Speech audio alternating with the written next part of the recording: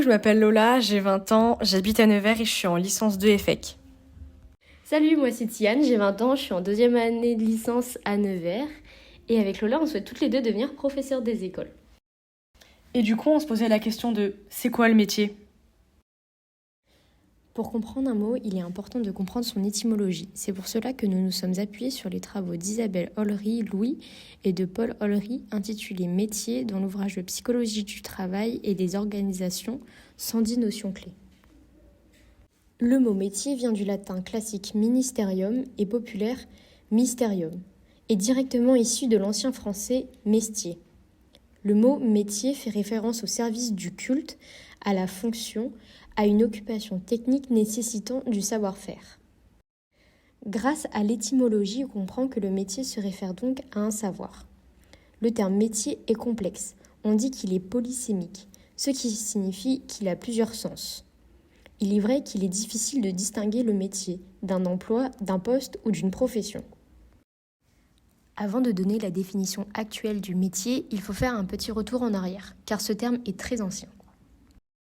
Nous nous sommes appuyés sur l'œuvre Dictionnaire des concepts de la professionnalisation et plus particulièrement sur la définition travaillée par Emmanuel de Lescure. En effet, il explique que déjà à l'époque de Louis XIV, durant le XIIIe siècle, des individus s'intéressaient à comprendre davantage ce terme. Ce fut le cas d'Étienne Boileau, un prévôt. Donc un prévôt, c'est un ancien officier de gendarmerie de Paris qui, vers 1228, rédige le livre des métiers à la demande du roi afin d'établir l'ordre et la paix dans le monde des métiers. Dans son ouvrage, l'auteur nous explique que les métiers sont ce que l'on peut appeler des communautés organisées avec différents statuts.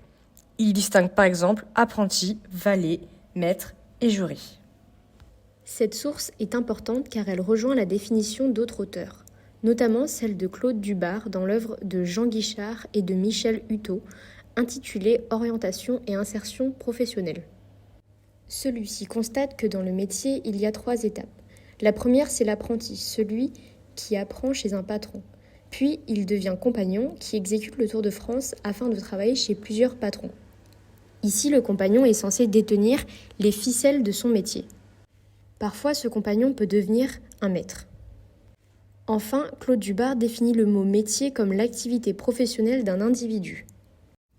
Claire Tourmen, dans la revue numéro 19 de Santé publique, dans l'intitulé Pratique, métier et formation de santé publique, explique qu'un métier, c'est bien l'appartenance à un groupe qui défend des savoir-faire et qui cherche à revendiquer le métier comme un vecteur d'identité. Si l'appellation métier repose bien sur l'exercice d'une activité acquise dans le cadre d'une formation professionnelle, sur une spécialité technique qui lui donne son nom et dont la maîtrise croissante est associée à une carrière et qu'elle renvoie à une communauté de pairs, alors on conviendra que ne constitue pas un métier tout emploi, désigné et rémunéré, qui ne se ferait pas nécessairement l'objet d'un apprentissage long et approfondi. Toute fonction exercée qui pourrait consister à appliquer des procédures pensées par d'autres, toute profession savante ou libérale qui, compte tenu d'un manque de formation plutôt théorique, s'apprend à l'université.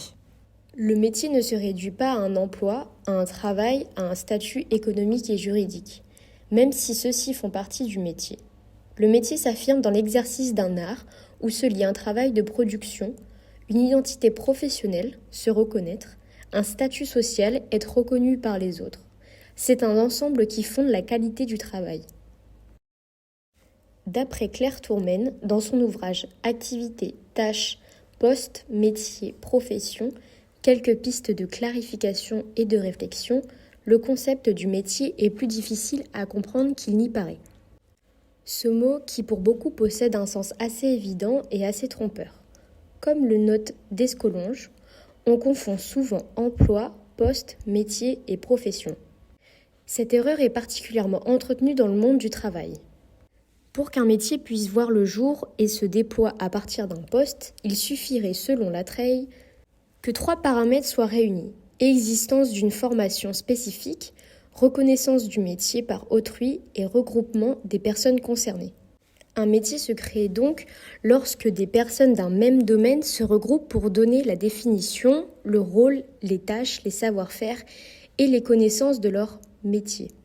Par exemple, les influenceurs et ou les créateurs de contenu sont des personnes qui ont mis au jour un nouveau métier, puisqu'ils ont été de plus en plus nombreux et qu'ils gagnaient de l'argent. Donc, il a fallu donner un nom à cette nouvelle activité professionnelle. C'est pour cela que la TRAI souligne ainsi le grand rôle des groupes dans la constitution d'un métier.